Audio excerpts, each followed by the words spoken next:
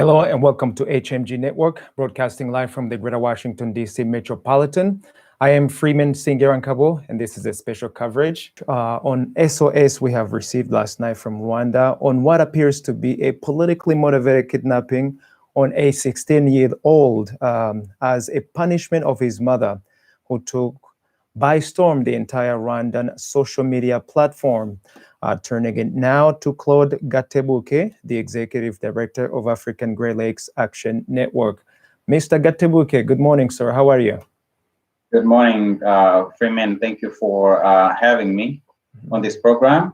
Glad that HMG is providing the platform to shine a light on this injustice that's taking place in Rwanda. Welcome, Claude. What's happening? The distress we have received, it's been taken us all by surprise. Can you lay some sunshine to it and let us know what's happening?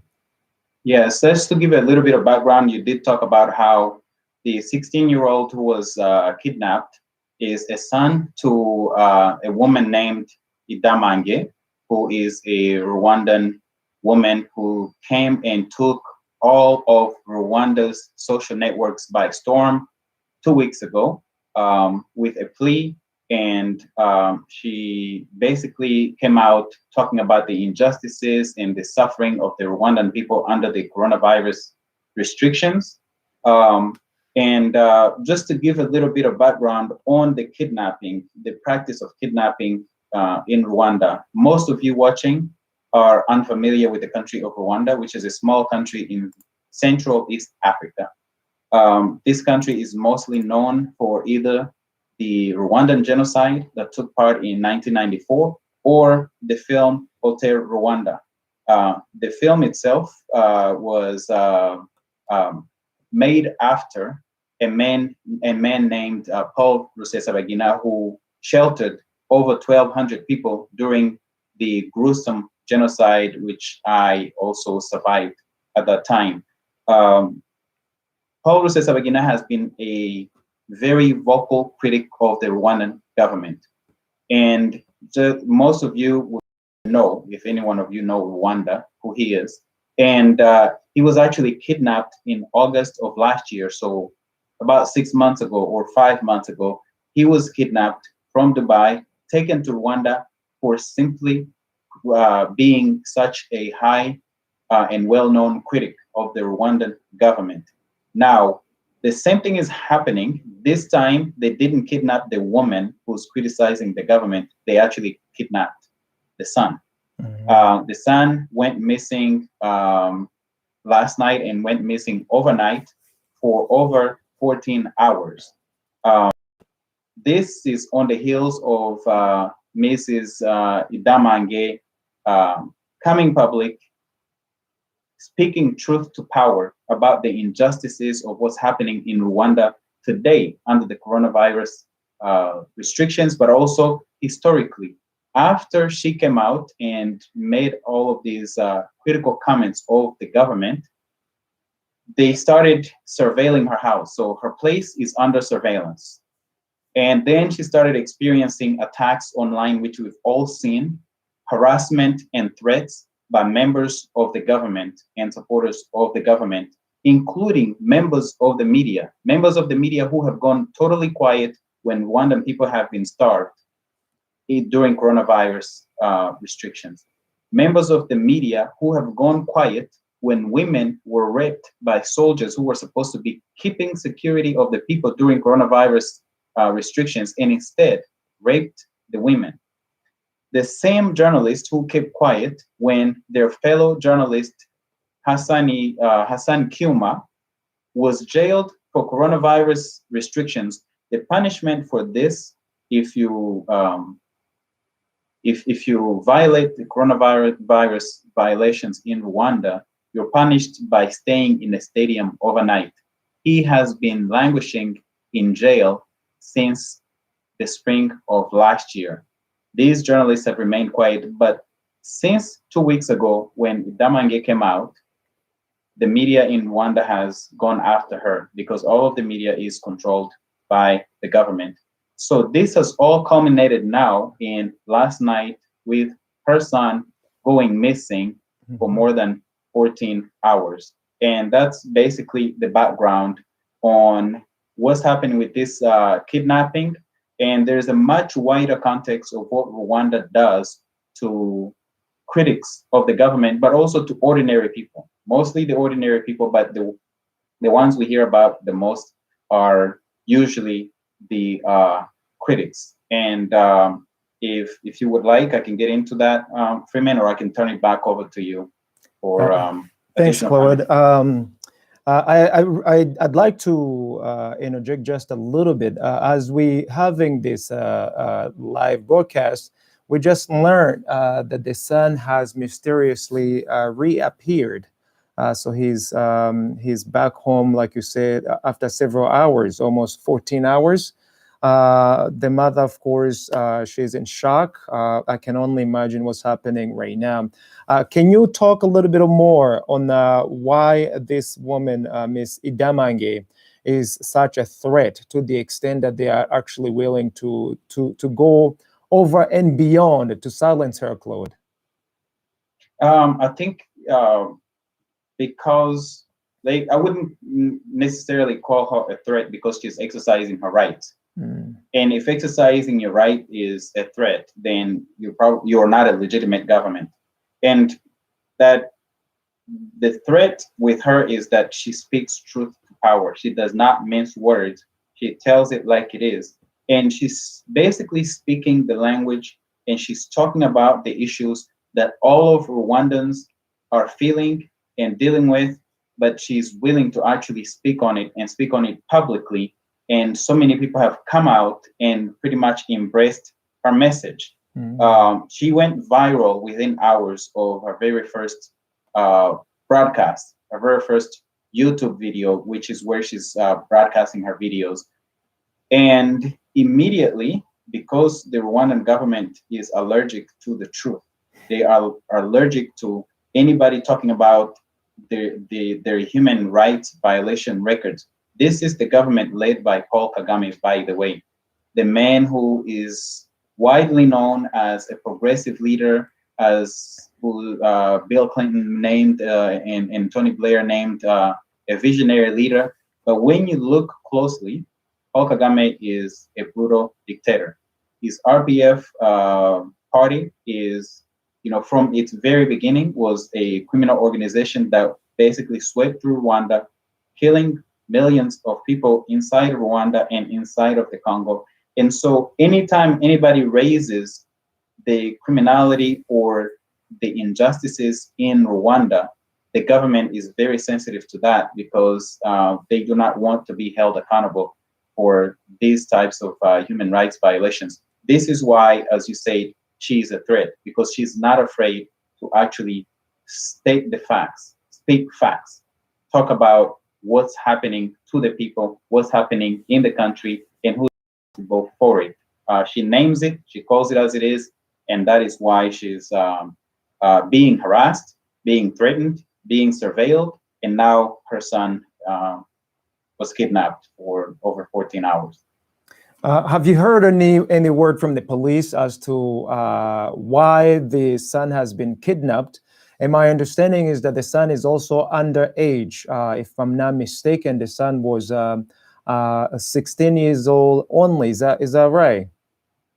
Yes, the son is 16 years old, and there's been no word from any officials in Rwanda as of right now, as of this broadcast. No word, no official word. And we are wondering if the son was held by officials, why they did not actually reach out to the mother. And a country like Rwanda, which is highly surveilled, is very likely that the authorities are the ones who actually had the son in their hands for this many hours. And on top of that, the coronavirus restrictions have been lifted in Rwanda in terms of curfew and keeping people in stadiums. And even when that happens for minors in Rwanda, they don't actually detain them. They call the parents. They don't just simply detain them. So there's no word from the officials, but thankfully the son has mysteriously reappeared.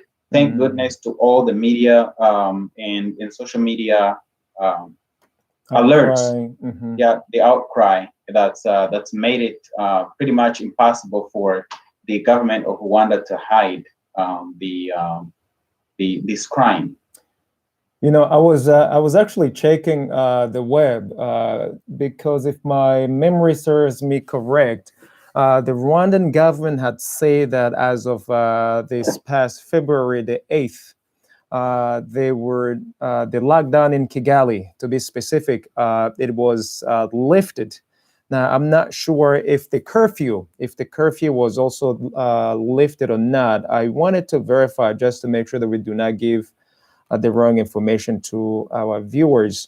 But in any case, a minor should not be taken to a stadium or wherever it is it was taken without the parents' knowledge. And it is our understanding that they did not reach out to the mother as of now that we're having this broadcast. Can you confirm that, Mr. Gatebuke? That's correct. The mother was not notified, and the child just mysteriously reappeared. But there was no notice from officials, and you know, there was just nothing, no alerts, nothing where the authorities would have stated, you know, that the child is with them or that they were even tracking the child.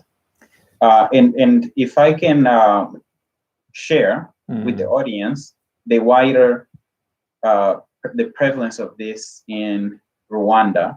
I was going to ask that actually, because I think it's pretty critical that we get to understand a bit of a bigger picture of what's. So basically, what is happened in Rwanda since the outbreak of coronavirus, people were put on lockdown in conditions that are pretty much impossible in a country like Rwanda, because the no one, for example, 90% of Rwandans do not have refrigerators, so they cannot store food. They actually shop on a daily basis the food that they're going to consume that day.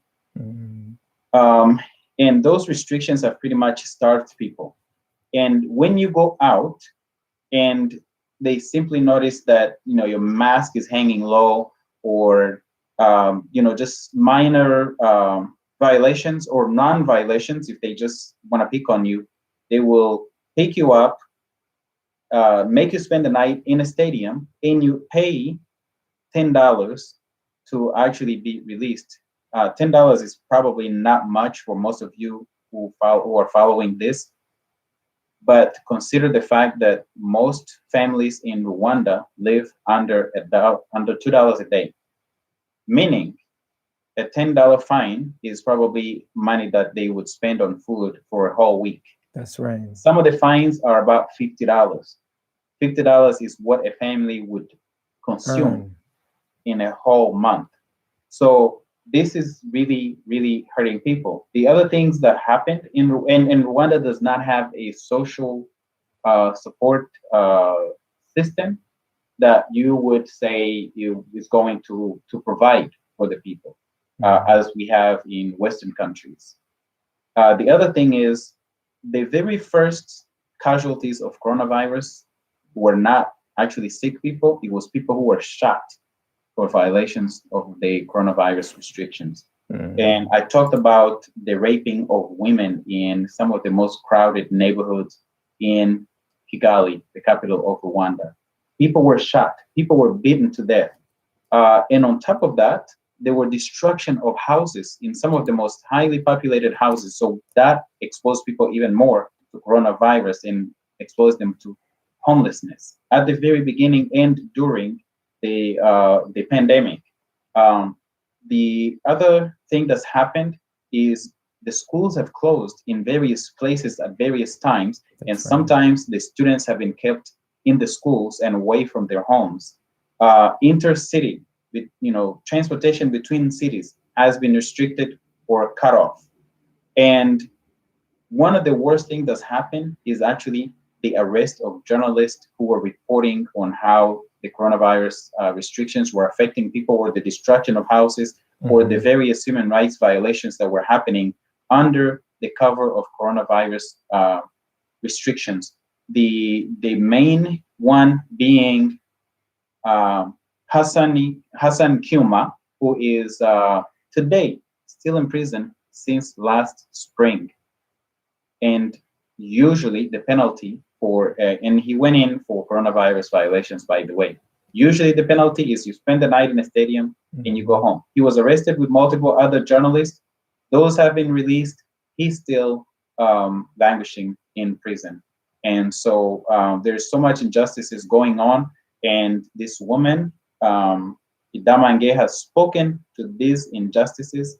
And as a result, instead of improving, instead of taking what she said as, oh, let's make things better, they actually used it to now go after her. They are, as I said, threatening to arrest her on all kinds of charges. This is a woman who survived the genocide in 1994, and the government, various government officials who weren't even in Rwanda when the genocide happened, are claiming that she's denying the same genocide that she actually says she survived. A lot of it is so absurd.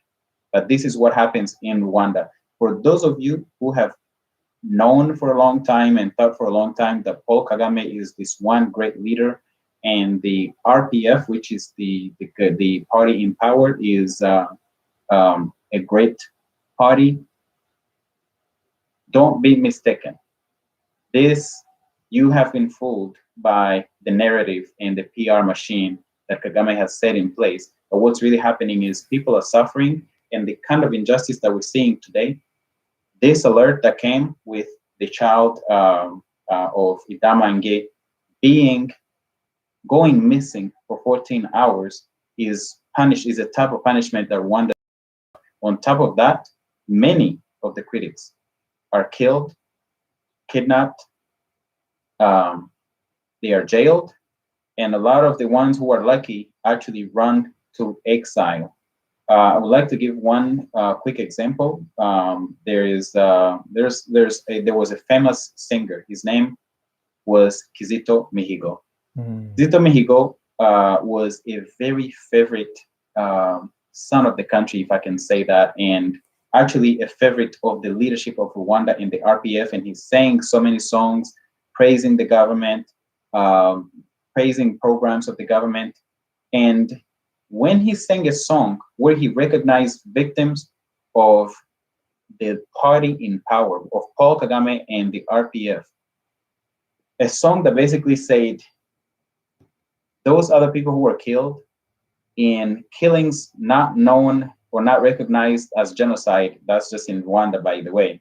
Yeah, in Rwanda, they don't recognize some of the genocide that was committed against Rwandans as genocide. The genocide that was committed against Hutu people is not recognized as genocide. He recognized those killings and comforted people who survived them. And for that, he was kidnapped, disappeared for over a week. He was tortured, imprisoned on trumped up charges, similar to what they're trying to do with Mrs. Idamange. He served 4 years in prison for singing a song. Then he was pardoned for something he should have never been in prison for to begin with. Spent almost 2 years out of prison. And then in February of last year, almost a year ago to the day, they picked him up, jailed him again, and killed him in custody within 4 days of his arrest. And Kizito Mihigo's crime was recognizing that and expressing him publicly. This was a beloved gospel singer. He was beloved within the youth. And today, what is happening to Idamange and many others like her, there is also another famous musician in Rwanda. His name is Aimable Karasira, another genocide survivor. who is also going under the same type of harassment and threat, and many others in the country who are unknown are going through things. This is what's happening in Rwanda. What's happening today, this kidnapping that happened last night, is an example of the type of repression that we experience and see in the country of Rwanda. Claude, can we circle back? Because I actually would love our viewers to really get some numbers, some coronavirus numbers quickly.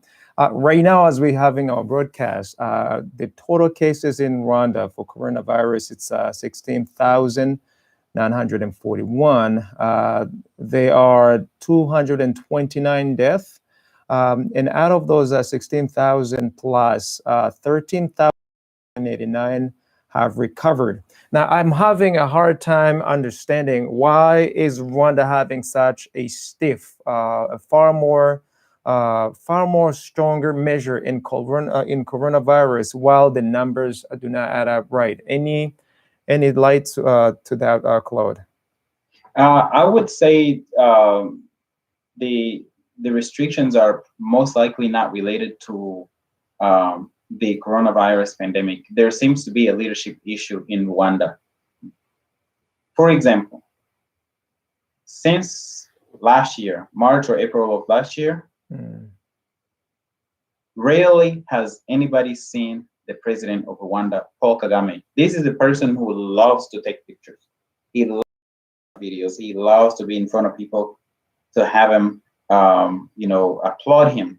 In fact, he's the type of president who runs an election, assigns himself 99% of the votes, and actually throws a party, like crushed all the opposition, jailed all the himself, gets 99% of the vote, and check it. This is not an exaggeration. 98.6% was the last vote in 2017. And he turns around and actually throws a party.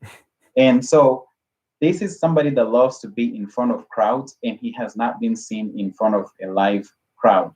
Everything that's happening is happening on video. The last meeting, the NEPAD meeting, he sent a video. So everything is happening on video. So there seems to be an issue with the leadership at the very highest level of the country.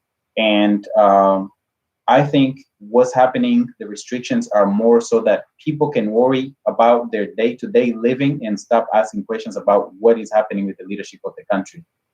Now, should we do something to actually find out more as to where or what could possibly be going on with the leadership? Because if there is a vacuum in the leadership, then this issue with coronavirus, the issue with rapes, shootings, all kinds of things happening within the country can actually exacerbate the situation as it is, don't you think? That's correct. I mean, I think we should definitely push and get some answers on why isn't this visionary leader, according to Bill Clinton, taking leadership and actually, making decisions that help Rwanda or help lead the country. Where is Rwanda's parliament when all these crimes are happening? I mean, for example, Rwanda is known as having the highest number of women in parliament in the world. Yet, women get raped. Not a single word from members of parliament in Rwanda. Yeah, but as soon as another woman speaks about these injustices, about what's happening to Rwandans during the pandemic, they come out the woodwork and start threatening to charge her with all kinds of trumped up charges. Yes, we should be asking questions about leadership, not only us as activists or even just Rwandans, but donor nations. Rwanda was the very first country to receive money for relief, economic relief, due to coronavirus. So should not money be tied to good government performance? Should not money be tied to respect of human rights? I think it should. And that is something that we should pursue. Donor nations should absolutely withhold aid until Rwanda respects human rights.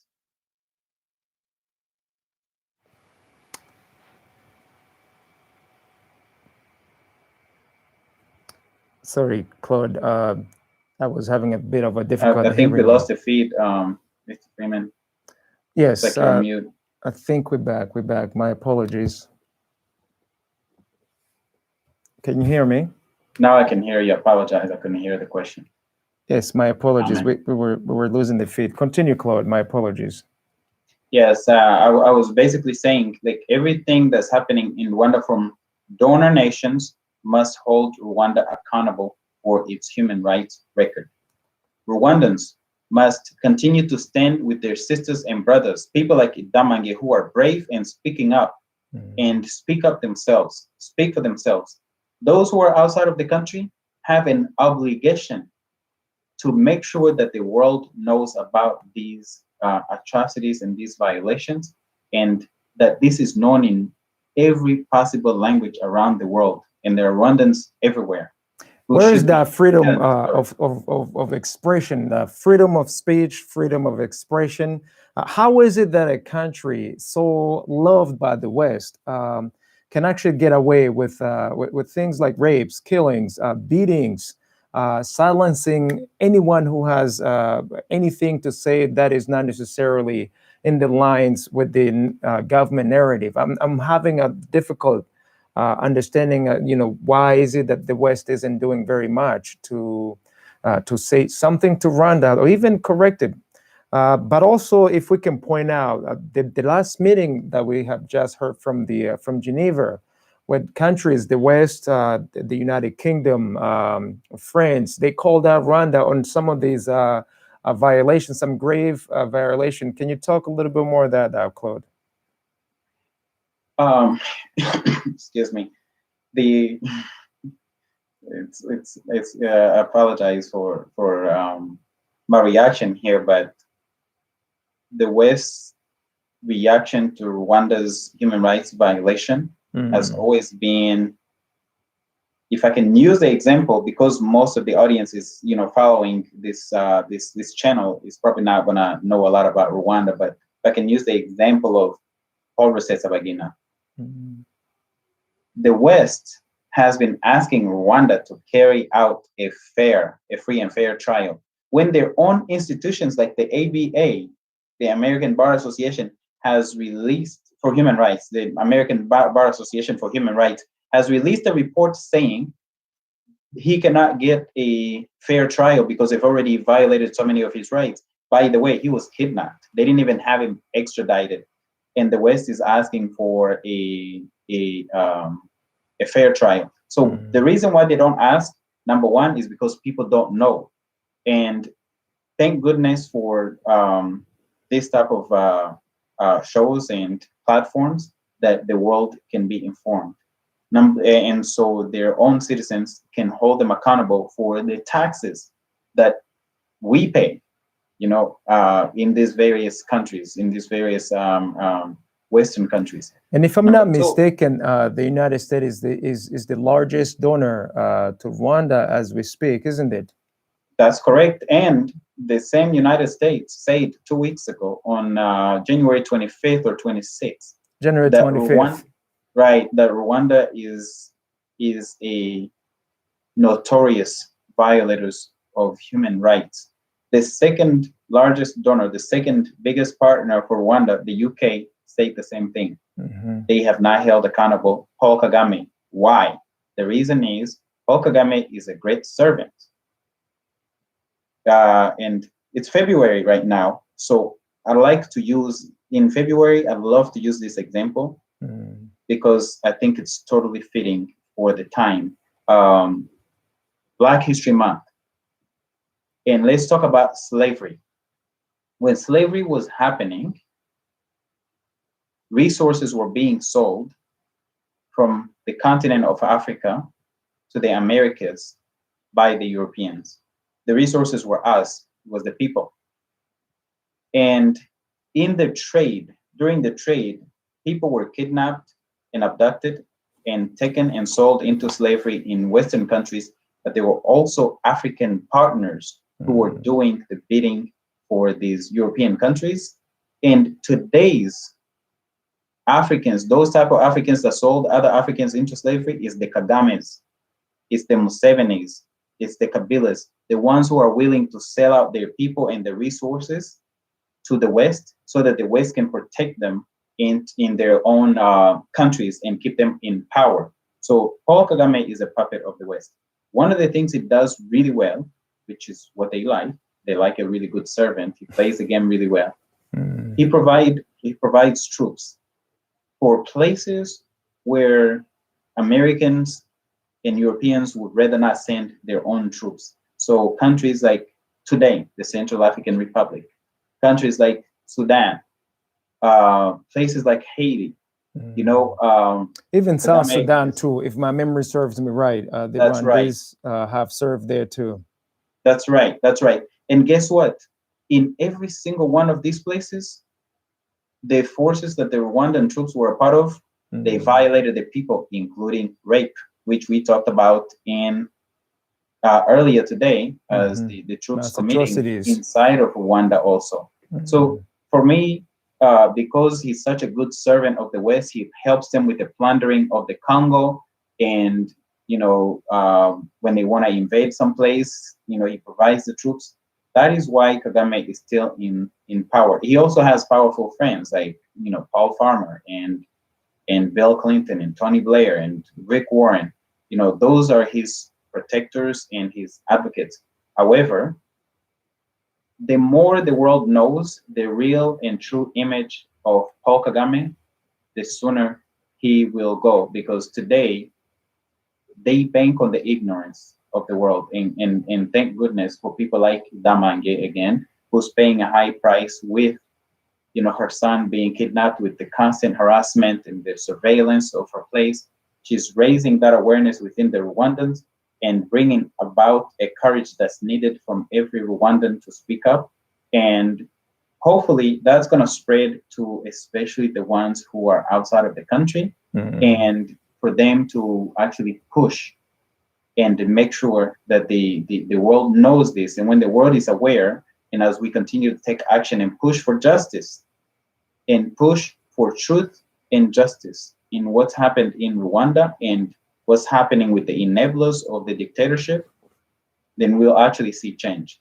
Now, I know that we did mention briefly about the, you know, the journalists who are not really doing it at service. And I don't want to offend colleagues, but there is such a huge disservice as to the kind of news that is pushed out of Rwanda. When we see these rapes, when we see these extortion and money, when we see the destructions of homes and properties, and we see almost no news, no coverage, what does that really say about the openness of journalistic work in Rwanda? What do you make of that, Claude?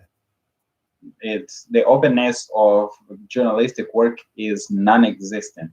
Basically, the media is under the control of the government. Those who have actually previously tried to be independent are, if lucky, arrested, or they get to go to exile. There are two women who served 7 and 4 years respectively for criticizing the president. These are Agnes Uwimana and Saidat Mokakibibi. And I think this was back in maybe 2010, 2011 to 2014, 2017. Then you have journalists being assassinated, like Jean-Leonard Rugambage, who was shot after filing a report. This, you know, and even outside of the country, like Charles Ingabire, who was killed in Uganda in 2011. And then there was a whole group of journalists who ended up fleeing after having these, you know, the independent newspapers shut down. People like Charles Kabonero, you know, Nelson Gatsimbazi, Didas Kasana. I mean, the list is long of people. Oh, and by the way, there was one, I'm forgetting his first, Jambo Skogasasira. He was beaten with metal bars for filing a report, and he eventually fled Rwanda When he got to exile in, I believe it was in Sweden, they actually had surveillance after him, just like they have on Idamange today. A diplomat was actually expelled out of Sweden for that. So it's just amazing how far the Rwandan government goes to control the media, but also even more amazing how members of the media actually abide by it. There's a book called Bad News, The Last Journalist in a Dictatorship. It was written by Anjan Sundaram, who is a British journalist who went to Rwanda to train journalists and actually saw the kind of torture, psychological torture, surveillance, jailing, beatings, and control that the government has on the journalists, that one of his students actually went crazy, basically lost it. And so this book actually sheds a light on what happens with journalists who want to do their work independently. And so the state of the media in Rwanda is pretty much, the saying, I think it's attributed to Idi Amin, but I'm not sure if it was actually his, where he says, you have freedom of speech, but you don't have freedom after you express yourself, or something like that. In Rwanda, you have freedom of speech only if you are praising the government and you're praising the narrative president. That's right. And you are upholding the government narrative. People like Aimable Karasira, who is another, the singer that I talked about earlier. He's constantly harassed. He's constantly asking, having to go to the police to go and answer for comments that he makes on his YouTube channel. He lost his job as a university lecturer for comments he makes on his own YouTube channel. That is the state of the media in Rwanda. Now, I'm trying to find out what is so special about Mrs. Idamange that the international community actually should be aware of, because if she is a powerhouse, if she can mobilize and if she can storm the entire Rwandese social media, there has to be something unique about this woman that's causing all havoc. What could that possibly be? I'm trying to figure out that, Claude. Well, I think there is a number of historical women like her who have just taken a stance for the right thing. This has happened all over Africa and various other countries where there is oppression. Women like Harriet Tubman, women like Rosa Parks, and even in recent times in Ethiopia, somebody like Bertukan Mideksa,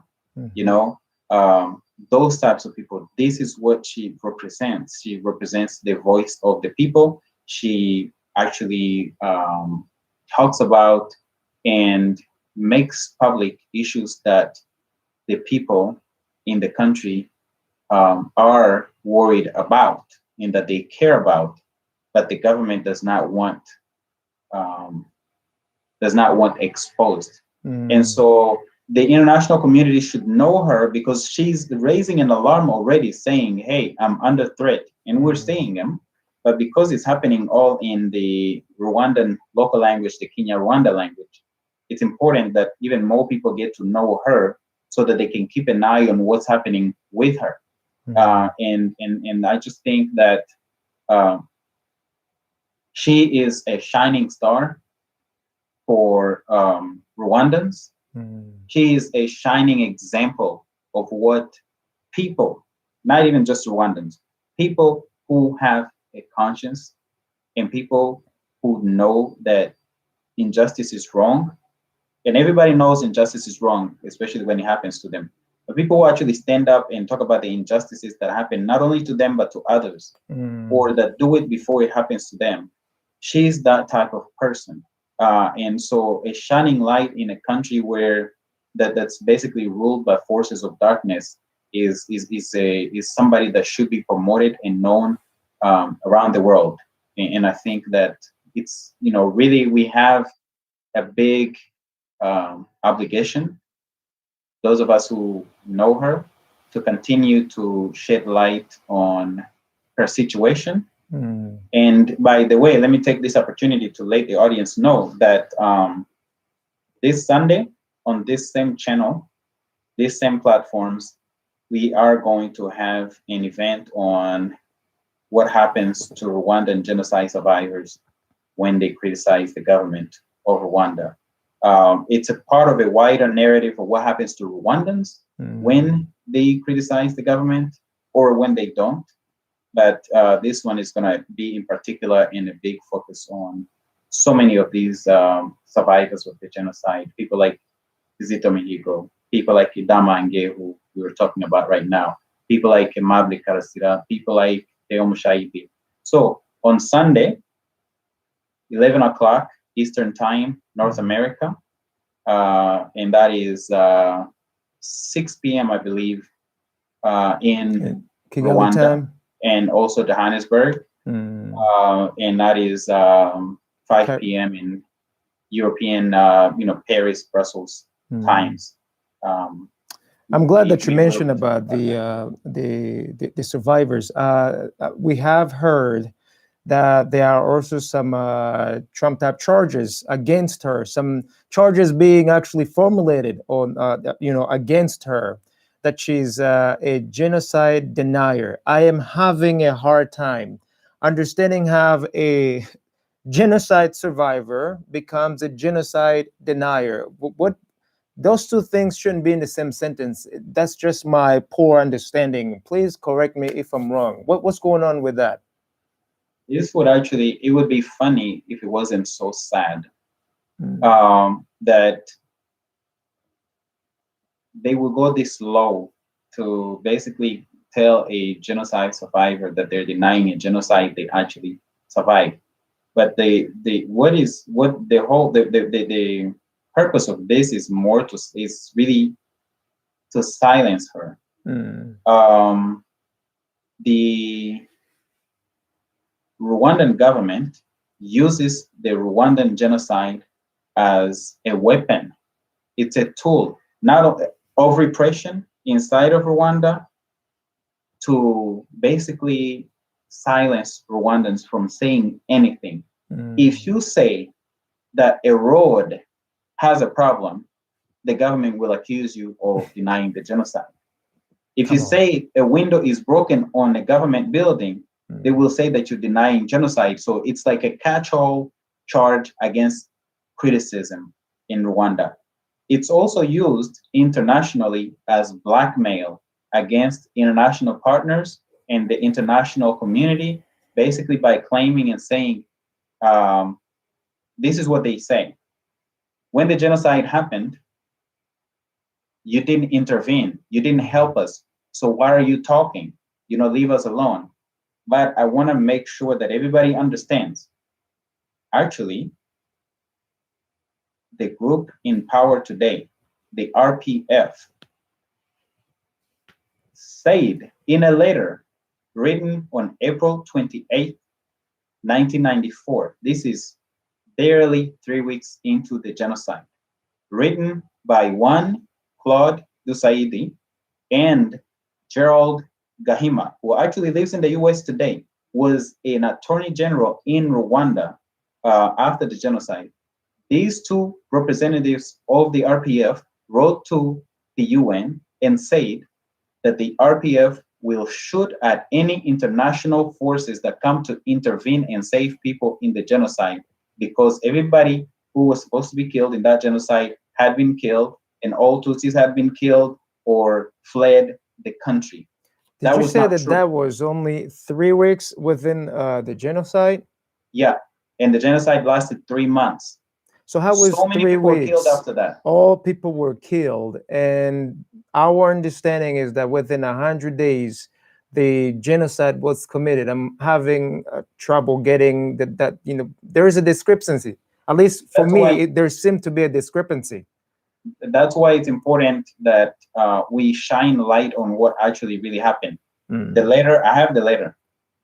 written by these officials of the RPF, Gerald Gahima and Claude Dusaidi, April 28, 1994.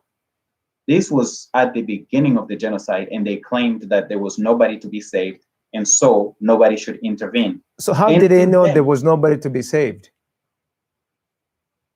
It was they did not want people saved. Even Kagame himself, if you read the book by General Romeo Dallaire of the UN, Kagame himself said that there had to be sacrifices. He actually used the word sacrifices in order for him to win the war. The RPF wanted to win the war.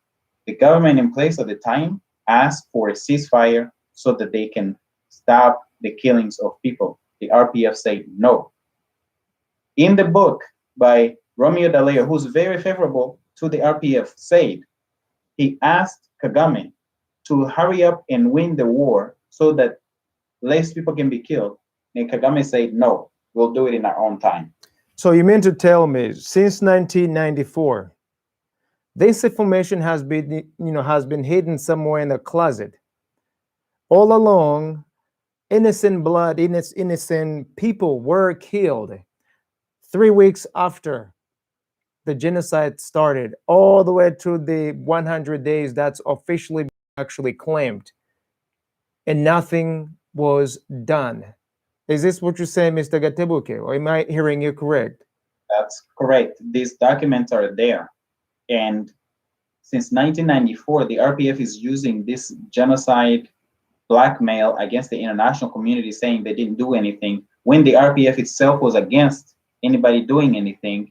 And by the way, information has come forward. If you read the book In Praise of Blood, which I should have with me, so I can show I do have a audience. copy, actually. We do have a copy of that at the also, studio. just don't have one to display. But let me see if I can find one here. If you read the book In Praise of Blood, you read the articles by Judy River, an investigative journalist. Yes, that's the book right there. Written by investigative journalist Judy River. It shows that the RPF, actually, which was a Tutsi rebel group, sent their own commandos to mix with the militias who were committing the genocide to exacerbate the killings. This isn't just in that book, by the way. There's testimony. I also have video testimony from people who were a part of, the RPF, who say these things actually happened. If you listen to testimony by, for example, former bodyguard, Paul Kagame bodyguard, James Nyandinda, you read the book of former spy, Abdul Ruzibiza, and you read the testimonies and listen to the testimonies of people like Alois Rienzi, who was also Kagame's bodyguard, you get the picture of how the RPF was not really trying to stop the genocide. They wanted to exacerbate the genocide so they can have this moral legitimacy, but also they just didn't care about the people who were being killed. So those who survived today, who are being harassed, are people they didn't care about anyway. They might as well have been killed in that genocide that they claimed was over within 3 weeks, when the genocide lasted 100 days or more than 100 days. So all this information has been out. The international community knows this. The RPF knows this. They still use it, and the reason is because most people are unaware of this information. But the more we do these things, the more we bring out this information, the more the world knows, the more they no longer can use it. What do we do to actually? I think we might as well actually humbly request the international community to take some sort of action. And currently, what can we do to, one, take action towards the Rwandan community, but also to this woman, Miss Idamange? What do you suggest we can do and the international community can do, Claude? Yeah, I have, my suggestions are for those who are watching this program, reach out, especially if you are in foreign countries. Reach out to your embassies in Rwanda and raise the alarm and make sure they know. Make sure they know that you know and that you shared the information. And if you live in a country like the US, like Canada, like France, like the UK, like Belgium and Australia and other countries that have someone, Mr. Kuma Hassani, the journalist case is known, that the harassment of Imable Karasira is known, and a bunch of others. Make sure that you share this with international human rights organizations.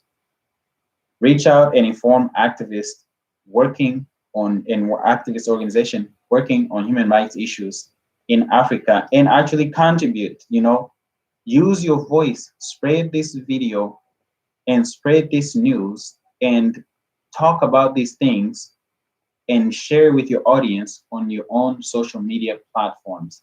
And lastly, if you are from a country that is a part of the Commonwealth, you should demand that your country boycott Rwanda this upcoming June, where they're hosting the Commonwealth heads of state meeting and a bunch of other activities. That they pull out of this event due to the murder and assassination of Kizito Mihigo last year, the kidnapping of Paul Rusesabagina in August of last year, the constant harassment, and this kidnapping that we're talking about today, where they're taking, children, 16-year-old, for overnight, 14 hours. I mean, a minor, and traumatizing the family. Demand that your country does not attend the Commonwealth meeting and heads of state meeting and activities. Those are my suggestions for what people can do. But the simplest is share this so that the world knows. I think for our brothers and sisters in the United States too, I think it would be remiss if we did mention that reach out to our senators and our congressmen and women so that they can actually reach out to Rwanda. They hold so much money right now. They support so many projects within Rwanda and here in the United States. I think if we make calls to our congressmen and women and senators, even the president, and let them know on what's happening right now, I think that can actually help a great deal to not just Miss Idamange, but also Rwandese community and Rwandan in general, because we're talking about livers and livers and livers of violations that the United States is aware of, but also now specifically people who are being targeted, such as Mrs. Idamange, for absolutely no reason except telling the truth and nothing but the truth. Mr. Claude Gatebuke, let us have a last word so we can wrap it up and give back the broadcast to the main studio. Do you have any last words? Yeah, I would just like to say that I'm grateful that the child has returned home. Yes, indeed.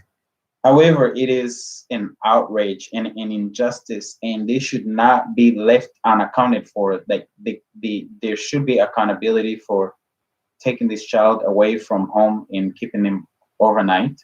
The government of Rwanda should stop immediately harassing Ms. Idamange, but donor nations especially should absolutely stop aid to Rwanda until Rwanda starts respecting human rights.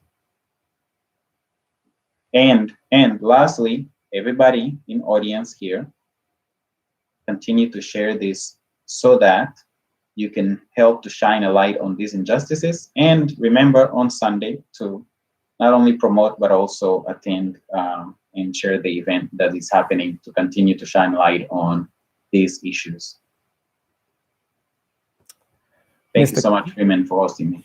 Thank you, Mr. Claude Gatebuke. Ladies and gentlemen, what you see here, it's just tragic what's happening in Rwanda. We had learned of this Mrs. Idamange's tragic nightmare at something as an SOS, and it's been so difficult overnight And our understanding is that even right now, as we speak, we have yet to get in touch with her. But you can imagine the kind of trauma that the family is going through right now. And the leadership, the authorities in Rwanda have yet to comment or anything. But we do know that the threats that she's been going through and the charges that are being made over her speaking up, truth and nothing but the truth, are literally what's causing all this upheaval and the situation to exacerbate to this extent. Claude Gatebuke, thank you so much. And also, I'd like to remind our listeners and viewers that this Sunday, as Claude has put in the plug-in of the upcoming broadcast, we would love for you guys to join and come and share the conversation, because we really want to have a change. We want to have a change, a great change for the people, a great change for our brothers and sisters in Africa and in Rwanda, but also sharing some rich history of ours, some rich experiences, some of which you have yet to hear from us and us telling our own story. And with that in mind, ladies and gentlemen, I want to give you all a huge thanks for having followed the broadcast right now. And as usual, we want to say thank you so much, and do not forget to subscribe and reach out to Mr. Gatebuke and his organization, but also check with HMG for the rest of the coverages that we are offering. And with that in mind, guys, you all have a super fantastic day. Until next time, goodbye for now.